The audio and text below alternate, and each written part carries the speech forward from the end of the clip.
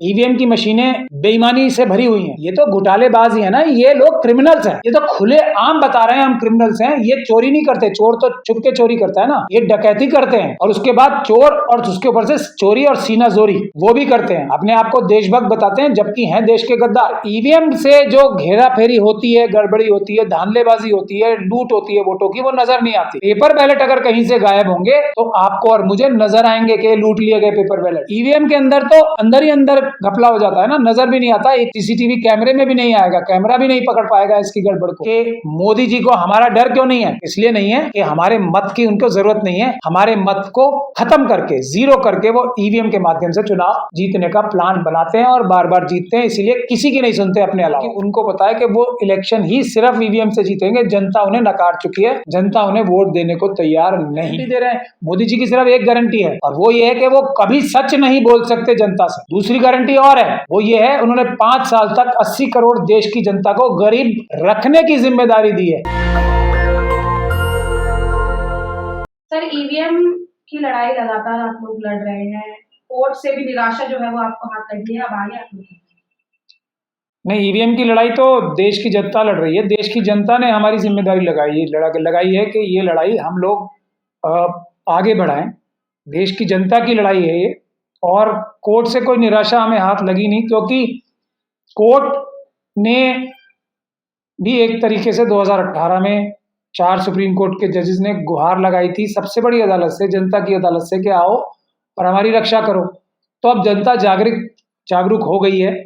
जनता supreme court के support में खड़ी हो रही है देश के अलग अलग कोनों में। हम लोगों ने भी सुप्रीम कोर्ट के बाहर कई बार एक सॉलिडारिटी में प्रदर्शन किए हैं। तो उसके बाद आप सब लोगों ने देखा कि एक शुरुआत अच्छी हुई है। इलेक्टोरल बॉन्ड का जो ऑर्डर हुआ है, इलेक्टोरल बॉन्ड्स को संविधान के खिलाफ अपराध, संविधान का उल्लंघन सुप्रीम कोर्ट ने बताया है।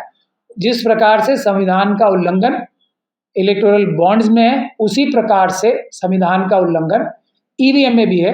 उसी प्रकार से गैर संवैधानिक ईवीएम भी है, क्योंकि ये निष्पक्ष चुनाव के खिलाफ है। ये धोखाधड़ी वाले चुनाव कराने को आसान बनाती है। इसलिए कोर्ट, हमें उम्मीद है, वैसे कोर्ट से बड़ी अदालत तो जनता की अदालत है, कि ईवीएम का प्रयोग जो है वो बंद कराने का काम कोई भी अदालत, खासतौर पे जनता की सबसे बड़ी अदालत ने कर दिया। अगर जब भी सुप्रीम कोर्ट का फैसला आएगा तो जैसे दुनिया के बाकी सब जो देश हैं, वहाँ की कॉन्स्टिट्यूशनल कोर्ट्स ने फैसला ईवीएम के खिलाफ किया है, उसको फ्रॉड बताया है, उससे धोखाधड़ी होना बताया है, उसी प्रकार से भारत देश के भी सुप्रीम कोर्ट ने ईवीएम के ऊपर शक पहले भी जाहिर किए हैं।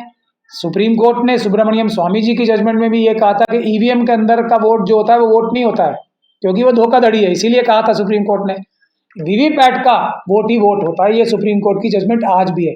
लेकिन मैं देश की जनता को ये बताना चाहता हूँ कि जो कानून है आज की तारीख में भी, वो कानून जो है वो पेपर बैलेट से चुनाव कराने का है। किसी परिस्थिति में अगर पेपर बैलेट से चुनाव होना किसी एक जगह या 2 जगह या 3 जगह मुश्किल है, तब ईवीएम का इस्तेमाल हो सकता है। ये देश का कानून आज है। तो कोई भी व्यक्ति जो ईवीएम के पक्ष में बोलता है वो निष्पक्ष चुनाव नहीं कराना चाहता।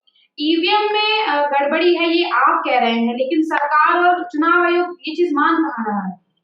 जिसने चोरी की हो और जिसने चोरी करनी हो वो क्यों मानेगा?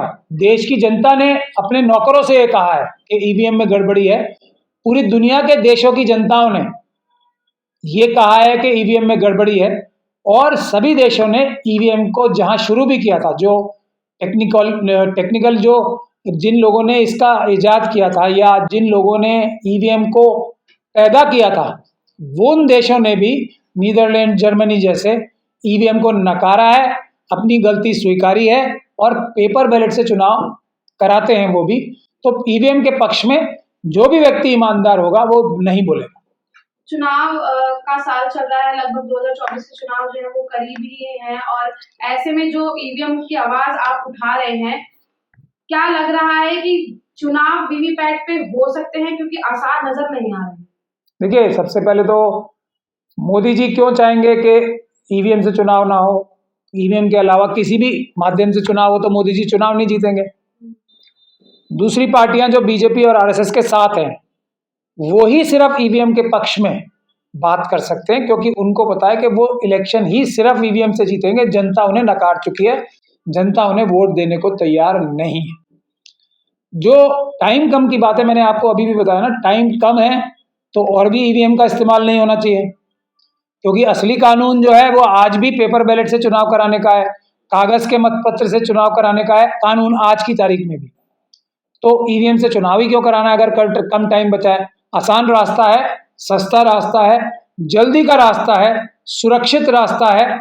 ईवीएम से नहीं, कागज के मतपत्र से चुनाव कराना तो उससे कराएं। हम भी तो यही कह रहे हैं कि कम टाइम बचा है तो पेपर बैलेट से चुनाव कराएं। ईवीएम में वोटों की चोरी होती है, और अगर वीवीपैट की बात की जाए, बैलेट पेपर की बात जाए, तो वहाँ तो पूरे बूथ ही जो है वो चोरी कर लिए जाते थे। तो इसमें कैसे? नहीं, देखिए, चोरी किसको करना है, वो तो ईवीएम की मशीनें भी चोरी कर सकता है। 19 लाख मशीनें तो ऑलरेडी चोरी हो चुकी हैं। जो सारी 19 लाख मशीनें, करीब उतनी ही मशीनें इस्तेमाल होती हैं पूरे देश में चुनाव कराने के लिए, वो सारी की सारी मशीनें चोरी हो सकती हैं। कभी आपने इतिहास में ऐसा सुना है? सारे मतपत्र, पूरे किसी भी दुनिया के किसी भी देश के इतिहास में सुना है कि सारे के सारे मतपत्र चोरी हो गए? यहाँ तो ईवीएम के माध्यम से 2017 में जिन ईवीएम की मशीनों में सारे देश के वोट पड़े थे वो सब चोरी हो गई हैं, और चुनाव आयोग उस पर कोई जवाब नहीं दे रहा, सिर्फ ये कह के अपना दामन बचा लेता है, ऑब्वियसली मोदी जी के दबाव में, कि ये मैटर जो है कानून के सामने लंबित है, इसलिए हम इसके बारे में कुछ नहीं बताएंगे। क्या अदालत मना कर रही है चोरी बताने के लिए, चोरी पकड़वाने के लिए? किस अदालत ने मना किया है कि ईवीएम चोरों को ना पकड़ो 19 लाख मशीनों के? तो एक मैं आपको उदाहरण दे रहा हूं, वो तो ये आशंकाएं जताई जा रही हैं कि शायद बूथों में गड़बड़ी हो जाएगी, लेकिन ईवीएम में तो गड़बड़ी होगी और नजर भी नहीं आएगी, और गड़बड़ी हो चुकी है। 19 लाख मशीनें तो चोरी हो ही चुकी है ना ऑलरेडी, तो लूट चुकी हैं एक तरीके से। और ईवीएम से जो घेरा फेरी होती है, गड़बड़ी होती है, धांधलेबाजी होती है, लूट होती है वोटों की, वो नजर नहीं आती। पेपर बैलेट अगर कहीं से गायब होंगे तो आपको और मुझे नजर आएंगे कि लूट लिए गए पेपर बैलेट। और आजकल तो मॉडर्न जमाना है ना, सीसीटीवी कैमरा नहीं थे जब ये बूथ लूटे जाते थे, आजकल तो सीसीटीवी कैमरा लगे हुए हैं ना सब जगह। टेक्नोलॉजी का अगर इस्तेमाल करना है तो हर बूथ में सीसीटीवी कैमरा लगवाए ना, कि जो आके गड़बड़ी करेगा वो पकड़ा जाएगा कैमरे में, जैसे चंडीगढ़ में पकड़ा गया अभी।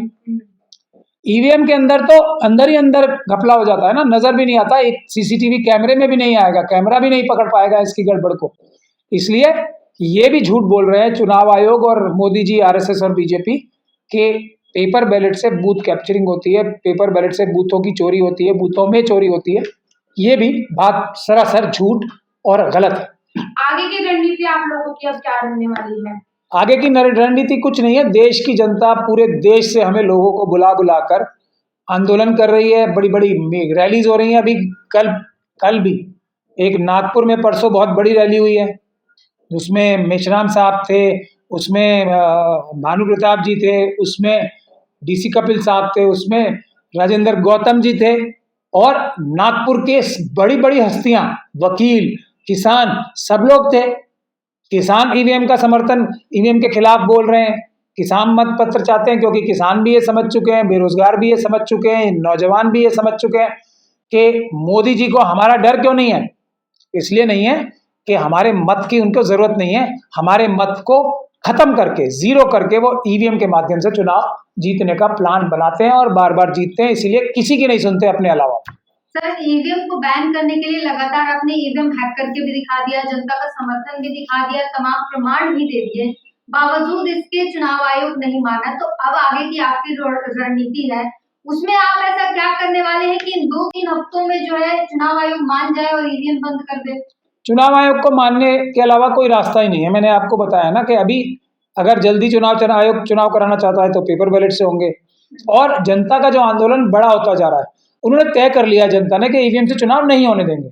वोट तो जनता नहीं डालने ना, ईवीएम की मशीनों में जाके डालने हैं, तो वो ईवीएम की मशीनों में नहीं डालेंगे। और हर जगह हम ये कह रहे हैं कि पेपर बैलेट का भी इंतजाम जो है इलेक्शन कमीशन करके रखे, क्योंकि ये बात मोदी जी समझ लें, ईवीएम से चुनाव नहीं हो रहे हैं तो अगर समय वेस्ट नहीं करना है, जनता उन्हें प्रधानमंत्री के पद से हटा देगी, एक प्रेसिडेंशियल गवर्नमेंट आएगी, उसमें पेपर बैलेट से चुनाव होंगे और उसमें जो भी जीतेगा वो जीता। मगर उसमें मोदी जी को ये खतरा है कि 400 पार की जो बात कर रहे हैं ईवीएम के भरोसे से, उनकी 40 भी पार नहीं होंगी। जैसे जिनकी जान तोते में होती है ना, ईवीएम वो तोता है जिसमें आरएसएस, बीजेपी और संविधान के खिलाफ काम करने वालों के जान उसमें फंसी हुई है। एनडीए के सारे जो लोग हैं, जो मोदी जी के पक्ष में हैं, एनडीए के अंदर भी तो बहुत लोग ऐसे हैं जो मोदी जी को हटा के, जिनको राजनीतिक रूप से नगण्य करना चाहते हैं, उनको छोड़ के तो पूरा देश ईवीएम के खिलाफ है। मत पत्रों के जरिए ही वो चुनाव कराना चाहते हैं।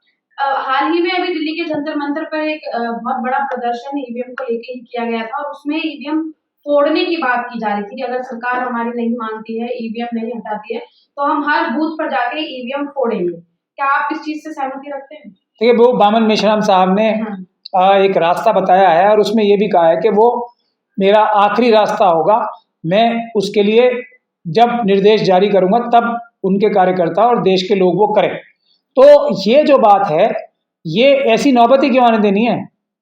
ईवीएम की मशीनें बेईमानी से भरी हुई हैं, तो ये रैलीज का सिलसिला पूरे देश में जारी है। ये एक ऐसा जन आंदोलन है जो जनता ने अपने आप कुछ लोगों की जिम्मेदारी लगा के शुरू कराया। जनता ही ईवीएम को खत्म करके, नकार के पेपर बैलेट से चुनाव कराएगी। मोदी जी, आरएसएस, मोहन भागवत जी, एनडीए के जो मोदी जी के मित्र हैं, वो किसी गलतफहमी में ना रहे। चुनाव आयोग से भी हम ये कह रहे हैं कि कानून तो आज भी पेपर बैलेट से चुनाव कराने का ही है, उसी हिसाब से तैयारी अपनी पूरी रखें। ईवीएम से चुनाव हो नहीं रहे हैं। सर, आरोप ये भी है कि आप लोग जनता को बरगलाने का काम कर रहे हैं ईवीएम पर। तो कानून ही बरगला रहा है। जब हम तो वो बात कह रहे हैं जो कानून में है। कानून पेपर बैलेट से चुनाव करने के लिए कानून है, जो आज का कानून है। मैं ये नहीं कह रहा कि उसमें कुछ चेंज करना पड़ेगा। जो आज का कानून है पेपर बैलेट से चुनाव करने का है, तो ये तो पार्लियामेंट का कानून है और एक इस पार्लियामेंट का नहीं जो ईवीएम के माध्यम से बनी हुई है। ये तो ऐसी पार्लियामेंट्स का भी है जो पेपर बैलेट से पार्लियामेंट बनी थी ना, 1950, 51 में, 1961 में, जब पेपर बैलेट से ही चुनाव होते थे। ये तो उनका कानून है जो आज तक चला आ रहा है। बरगला तो अमित शाह जी रहे, बरगला तो मोदी जी रहे, बरगला तो इलेक्शन कमीशन में जो भ्रष्ट ऑफिसर्स हैं वो बरगला रहे हैं देश की जनता को, मोदी जी के दबाव में आके या मोदी जी के द्वारा लालच जो दिया गया है आरएसएस और बीजेपी के द्वारा, उसमें हम लोग नहीं बरगला रहे हैं। बरगला वो रहे हैं भारतीय जनता पार्टी, एनडीए के ऑफिस बेरर्स जो हैं उनके खिलाफ भी बनने हैं, आरएसएस के लोगों के खिलाफ भी बनने हैं, एसबीआई के ऑफिसर्स के खिलाफ जिन्होंने अगर कोई गलत काम किया होगा या जानकारी छुपाएंगे उनके खिलाफ भी मुकदमे बनने हैं। अभी ईडी के, सीबीआई के, सबके मुकदमे बनने हैं उनके खिलाफ। इलेक्ट्रॉन बॉन्ड की बात आप कर रहे हैं, इसी को लेकर कांग्रेस के खातों को सीज कर दिया गया था और फिर जो है वो खाते खोल दिए गए थे, जिसको लेकर कांग्रेस के तमाम कार्यकर्ता जो है वो सड़कों पर उतरे थे और आईटी का घेराव करने जा रहे थे और सवाल पूछने जा रहे थे कि अगर सीज किए थे तो फिर खोले क्यों गए और अगर सीज किए गए थे तो किसके कहने पे थे? सीज तो ऑब्वियसली मोदी जी और अमित शाह जी जो प्लान बनाते हैं मोहन भागवत जी के साथ मिलकर, सीज तो उन्हीं के कहने पे किए गए थे। लेकिन खोला जो अदालत की कार्रवाई है, इनकम टैक्स अपीलेट ट्रिब्यूनल के जरिए खोले गए। तो अभी भी कहीं ना कहीं कोई ना कोई सिस्टम में थोड़े बहुत लोग बैठे हैं जो न्याय करते हैं, वरना कांग्रेस पार्टी को इसमें हैरान तो होना नहीं चाहिए, सारी अपोजिशन पार्टीज को इसमें हैरान नहीं होना चाहिए। अभी चंडीगढ़ का एग्जाम्पल सबके सामने है। अब जब वो धांधली वैसी नहीं चली, बूथ लूट के नहीं चली, तो बंदे तोड़ के धांधली कर रहे हैं ये लोग। ये तो घोटालेबाज ही है ना, ये लोग क्रिमिनल्स हैं। जो लोग अभी 15 दिन पहले, 20 दिन पहले बीजेपी के खिलाफ वोट दे रहे थे, ऐसा कौन सा चमत्कार नजर आ गया उनमें? दबाव या लालच के अलावा कोई ऐसी चीज हो सकती है? जो आम आदमी पार्टी के 3 जो कॉर्पोरेटर्स हैं वो टूट के उधर चले गए। ये तो खुले आम बता रहे हैं हम क्रिमिनल्स हैं। ये चोरी नहीं करते, चोर तो छुप के चोरी करता है ना, ये डकैती करते हैं और उसके बाद चोर और उसके ऊपर से चोरी और सीना जोरी वो भी करते हैं। अपने आप को देशभक्त बताते हैं जबकि हैं देश के गद्दार। तो ये बातें समझने की हैं, बिल्कुल भी इनकी किसी की बात में नहीं आना चाहिए। इन्होंने तो जो नोटबंदी की थी, आप तो बैंक अकाउंट सीज करने की बात करें, इन्होंने तो एक एक घर से नोटबंदी के जरिए से एक एक आदमी का एक एक रुपया छीन लिया था नोटबंदी के जरिए से।